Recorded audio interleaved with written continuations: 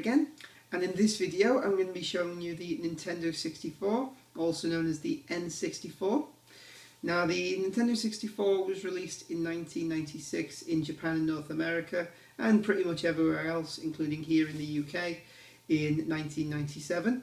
Now the N64 is the hugely successful follow-up console to the Super Nintendo, and it was a really successful console and sold over 30 million copies, I believe. If I'm wrong on that, let me know, but I believe it was around the 30 million mark. It's still a great console even today, 2013.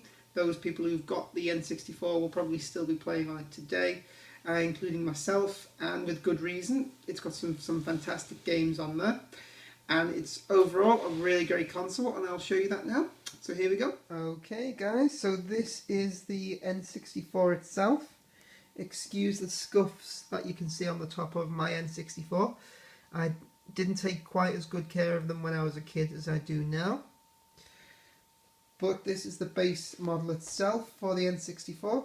You could get some special edition models that came in different colours, designs, things like that. Also with the controllers, which I'll show you shortly. But this was the mainstream model. This is the one most people had, the grey console itself. Now the N64 does have something that I really like, that you can see on the front here, 4 controller inputs. It wasn't the only console of its time to obviously do that, but I do prefer consoles that give you the option automatically built in for 4 controllers, rather than having to buy an accessory just to be able to play with more than 2 players at once. Now if we have a look in here, that's the dust cover for the cartridge input. Now the interesting thing about the N64 itself is that it was released at a time when it was competing with consoles like the Sony PlayStation and the Sega Saturn, which were both CD based consoles, and Nintendo made the, I would call it, brave choice back then not to go with CDs. They went straight in with cartridges again, following up from the Super Nintendo, which was a cartridge based system. Now the fact that it was a cartridge-based system had some limitations compared to CDs, but some advantages as well. One of the limitations that I would say, but it really only matters depending on the game, but one of the main limitations is that you couldn't have full video sequences. Like you couldn't put movies into the game and things like that, whereas you could do with the Sega Saturn and the PlayStation because they were on CD. Cartridges just weren't capable of doing that. However, one advantage it did have over the Saturn and the PlayStation, which were some of the earlier forms of CD-based consoles, was the fact that it had faster loading times because it obviously was on a cartridge. But again, lacking the space that a cartridge cannot hold as much space as a CD can. So it wasn't really able to put as great a detail into the graphics on a lot of games that the CD-based games were. Now, that wasn't true on all games, however, simply on some of the earlier ones. Some of the later games did feature ROMs on the cartridges that had much larger memory to allow for a lot more detail, with games like Resident Evil, things like that. But a lot of the earlier games got away with the lack of graphical memory because it was games like Mario 64. Now, those sort of games were all obviously looked like cartoons, and the lack of graphics available for them was fine because it wasn't too detailed because it was supposed to look like a cartoon. So they hid it well, they did get away with it quite well. And some of the later games, as we said, just had a higher memory in the cart to allow for more detail in there. But that was the main limitation, the fact that it was graphically limited because it was on a cartridge. But it had the faster loading times, but it couldn't hold full movie sequences. But the games themselves were still fantastic, or at least most of them were.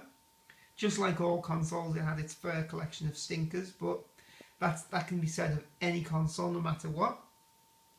So we have a look on the front of the console itself. So you've got your power switch here. And over to the side, your reset button. And obviously on the front here, you've got your memory expansion. So you can be able to save your games, that sort of thing.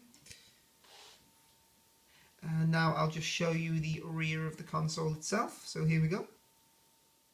Okay guys, so this is the rear of the N64 itself.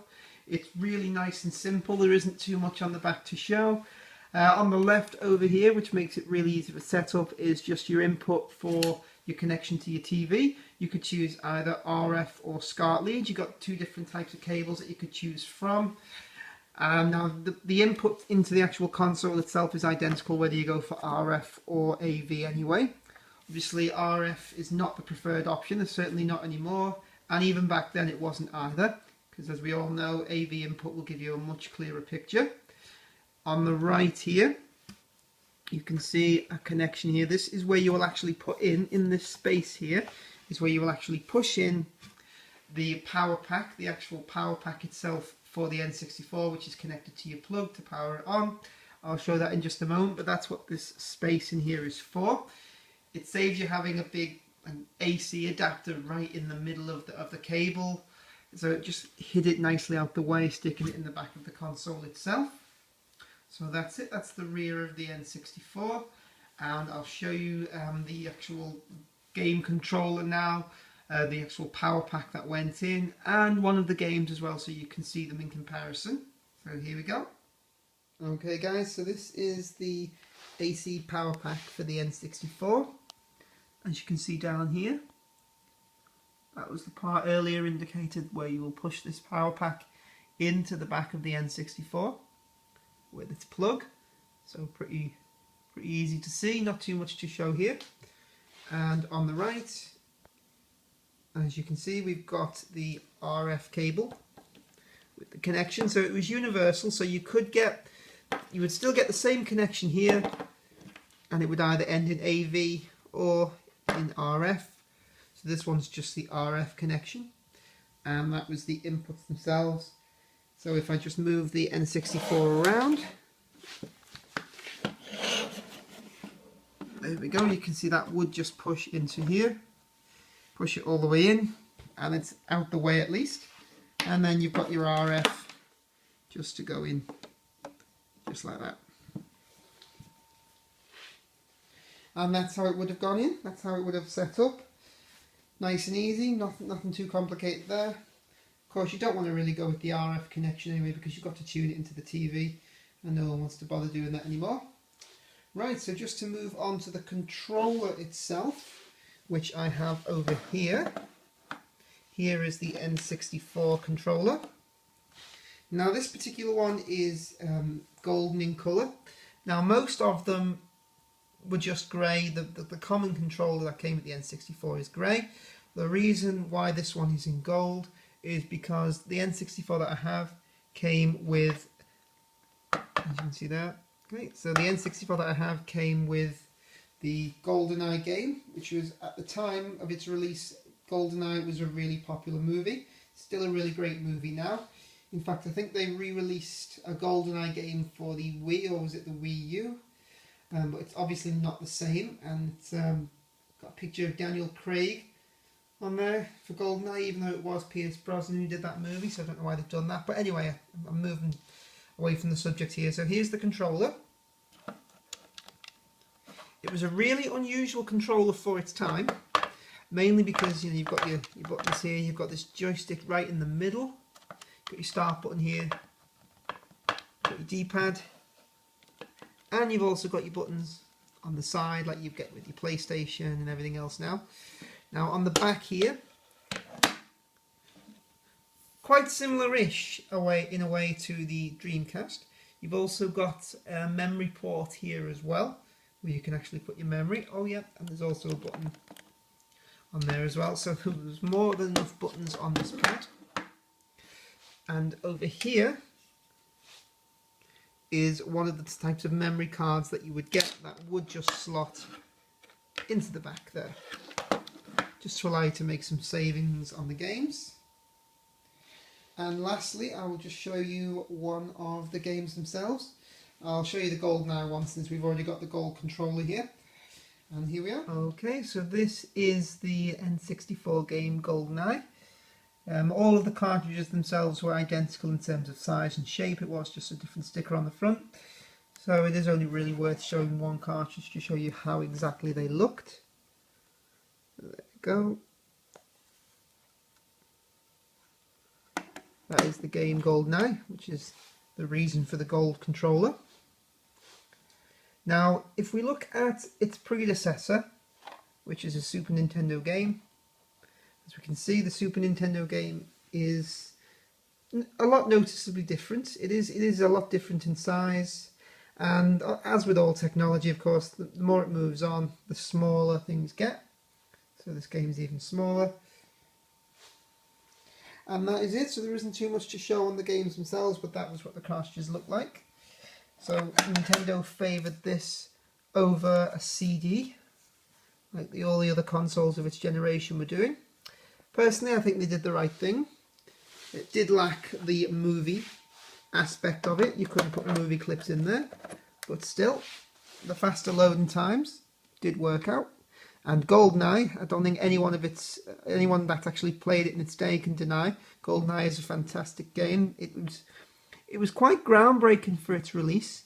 The fact that you were in a full 3D world, it's commonplace these days, but back then, the GoldenEye game itself was awesome.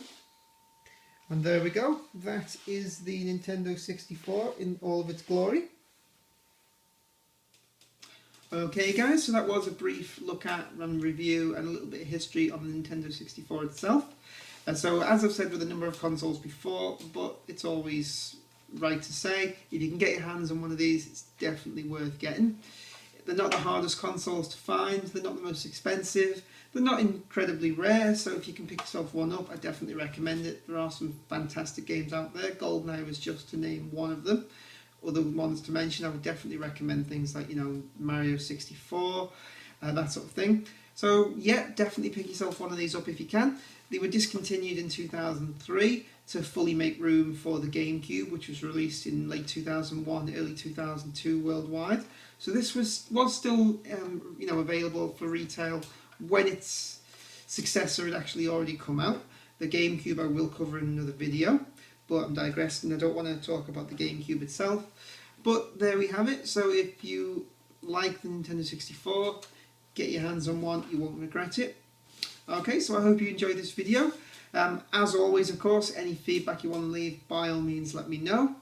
And that's it. So if you want to support the show, please by all means subscribe, rate obviously. And thanks very much, and I'll see you on the next console review. Take care.